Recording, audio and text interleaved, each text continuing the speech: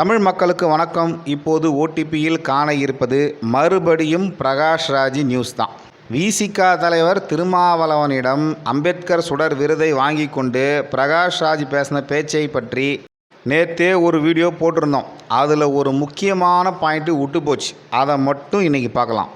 திருமாவளவன் மாதிரி நீண்ட அரசியல் பயணம் எனக்கு இல்லை, அப்புறம் ஏன் பேசுகிறேன்னு சிலர் கேட்குறாங்க. உடம்புக்கு ஒரு காயம் ஆகிட்டு அதை கவனிக்காமல் விட்டாலும் தன்னால் சரியாயிடும். எனக்கு உண்டான காயம் தன்னால் சரியாயிடும். அபிராமி அந்த மாதிரி இல்லை. அவர் இயல்பாக சொல்கிறார், ஏதாவது ஒரு சின்ன காயம் ஏற்பட்டுச்சுன்னா தன்னால் சரியாயிடுமா. ஆனால் சமுதாயத்துக்கோ நாட்டுக்கோ ஒரு பாதிப்பு ஏற்பட்டுச்சுன்னா அதை பேசாமல் விட்டுட்டா ரொம்ப பெருசாகிடும். ஆகையினால் கலைஞர்கள் எதற்கும் பயப்படக்கூடாது. ஒரு கலைஞன் பயப்பட ஆரம்பிச்சிட்டானா அந்த சமுதாயமும் பயப்பட ஆரம்பிச்சிடும். இவர் சொல்கிற கலைஞர்கள் மேக்சிமம் சினிமா நடிகர்களாக தான் இருக்கும். அவங்களாம் பயப்படாமல் தைரியமாக பேசணும் அப்படின்னு எந்த இன்டென்ஷனில் சொல்கிறாருன்னா, எல்லாரும் சேர்ந்து பிஜேபியை எதிர்க்கணும். அப்படி செஞ்சாதான் அந்த கலைஞர்கள் அஞ்சவில்லை என்று அர்த்தமாக. ஒன்றும் இல்லை, காயத்ரி என்ற ஒரு நடிகை திருமாவளவனை விமர்சனம் பண்ணார். உடனடியாக யார்கிட்ட வந்தால் பதில் வரல, திருமாவளவன்கிட்டேருந்தே பதில் வருது. என்ன பதில்? அவுத்து போட்டு ஆடுற நடிகைக்கு என்ன தெரியும்? இதான் அந்த அறிவார்த்தமான பதில். இந்த கலைஞர்கள்லாம் பயங்கரமாக தைரியமாக பேசினாங்க. எப்போ தெரியுமா? போன அதிமுக ஆட்சி இருந்தப்ப.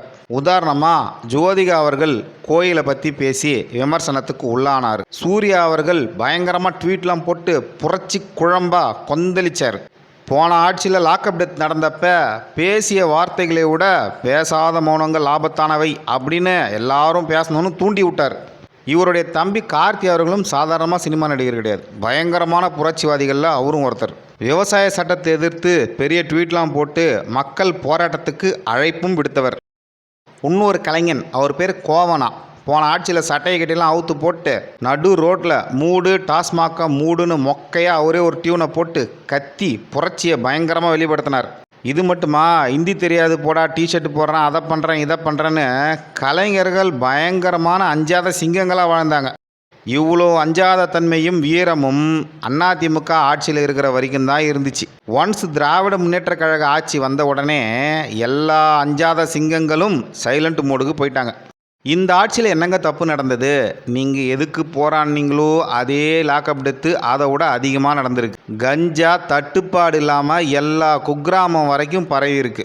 பட்டியலின மக்கள் குடிக்கிற தண்ணியில் மலத்தை கலந்தவனை ஒரு வருஷமாக கண்டுபிடிக்க முடியல, இல்லைன்னா கண்டுக்கவே இல்லை. கல்வி கடனை ரத்து செய்வோம்னு சொல்லி ஏமாற்றிட்டாங்க. கரண்ட்டு பில்லை மாதத்துக்கு ஒரு தடவை குறிப்போம்னு சொல்லி அதையும் ஏமாற்றிட்டாங்க. சொத்து வரியை உயர்த்தவே மாட்டேன்னு சொல்லி அதையும் உயர்த்திட்டாங்க. பால் விலையும் உயர்த்திட்டாங்க. பால் சார்ந்த பொருட்கள் எல்லாத்தோட விலையும் உயர்த்திட்டாங்க. பல இடங்களில் கஞ்சாவை போட்டுட்டு போலீஸே உதைக்கிற அளவுக்கு ரவுடிங்களுக்கு தைரியம் வந்து போச்சு.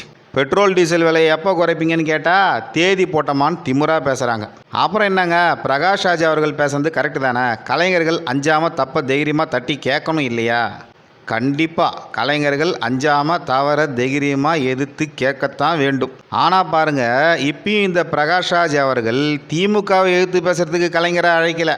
அவங்க எந்த பிஜேபியை எதிர்த்து ஏற்கனவே மாங்குன்னு பேசின்னு இருந்தாங்களோ அதே பிஜேபியை எதிர்த்து பேசுகிறதுக்கு தான், பிஜேபியை மட்டும் எதிர்த்து பேசுகிறதுக்கு தான் அண்ணன் கூப்பிட்றாரு. ஏற்கனவே சூர்யா ஃபேமிலி சைலண்ட் மோடுக்கு போனது மட்டும் இல்லாமல் சூர்யாவும் ஜோதிகாவும் பசங்களோட படிப்புக்காக மும்பை போயிட்டாங்களாம். ஆன்லைன்லேயே ஓட்டு வேற போடுறாங்க போல இருக்குது. இந்த மாதிரி பிஜேபி எதிர்க்கிறதுக்கு தான் பிரகாஷ் ராஜ் கூப்பிட்றாருன்னா பருத்தி மூட்டை குடோன்லேயே இருக்கட்டும். நன்றி, வணக்கம்.